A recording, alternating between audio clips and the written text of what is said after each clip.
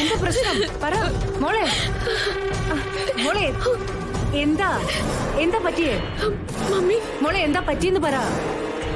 കാര്യം പറ ഗാഥ.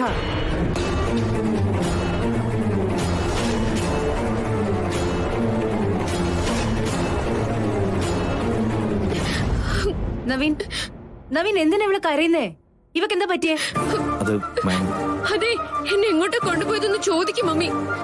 ഭ്രാന്തിനെ ചികിത്സിക്കാൻ വേണ്ടി കൊണ്ടുപോയിരിക്കാം. ഭ്രാന്തിനെ ചികിത്സിപ്പിക്കാനോ? ഗാഥ യെസ് മമ്മി, എന്റെ പേടി മാറ്റാൻ വേണ്ടി ഒരിടത്ത് പോവാന്ന് പറഞ്ഞു. എന്നിട്ട് കൂട്ടിക്കൊണ്ട് പോയതേ ഒരു സൈക്കാട്രിസ്റ്റിന്റെ അടുത്തേക്കാ. എനിക്ക് എന്തെങ്കിലും മാനസിക പ്രശ്നമുണ്ടോ മമ്മി? എനിക്ക് ഭ്രാന്താണോ? നവീൻ എന്താ ഇത്? എന്താ മോള് പറയുന്നേ? എന്റെ മകൾക്ക് ഒരു ഭയം തോന്നിയിട്ടുണ്ട്.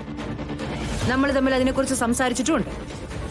ബെഡ്റൂമിൽ ഒരു പാമ്പിനെ കണ്ട ആരായാലും ചിലപ്പോ പേടിച്ചു പോവും. അത് തന്നെയല്ലേ അവക്ക് സംഭവിച്ചത്. അല്ലാതെ മാനസിക രോഗത്തിന് ചികിത്സിപ്പിക്കാനൊക്കെ കൊണ്ടുപോകാന്ന് പറഞ്ഞ.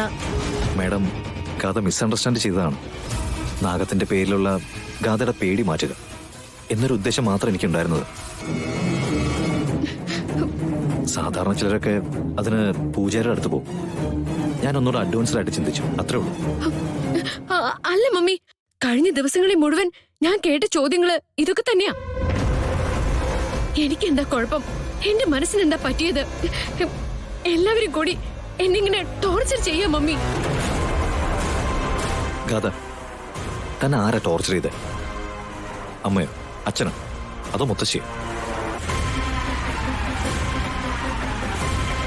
നവീൻ, അങ്ങനെ ഇവളെ ഡോക്ടറെ അടുത്ത് കൊണ്ടുപോവുകയാണെങ്കിൽ എന്തുകൊണ്ട് അത് എന്റെ അടുത്ത് ഡിസ്കസ് ചെയ്തില്ല? മാം പ്ലീസ്, ഞാൻ പറയുന്നൊന്ന് മനസ്സിലാക്കുക. എന്റെ ഭാര്യയുടെ കാര്യത്തില് എനിക്ക് ചില ഉത്തരവാദിത്തങ്ങളൊക്കെ ഇല്ലേ? അയാളുടെ മനസ്സിൽ ഒരാശങ്ക തോന്നിയിട്ടുണ്ടെങ്കിൽ അത് പരിഹരിക്കേണ്ടത് ഞാനല്ലേ? അയ്യോ, എനിക്ക് വീട്ടിലേക്ക് പോവാൻ പേടിയാ മമ്മി.